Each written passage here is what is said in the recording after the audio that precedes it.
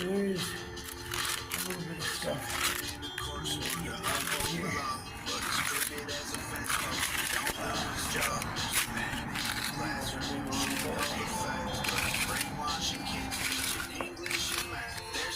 Hopefully, something's there.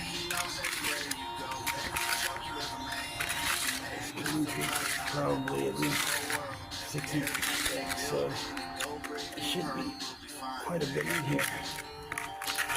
Maybe it's gonna big for a while. Back it up. See how much I get. So I'll run out of battery before I can get every one of these things. But like I said, this is more of a stress fracture. If this would have been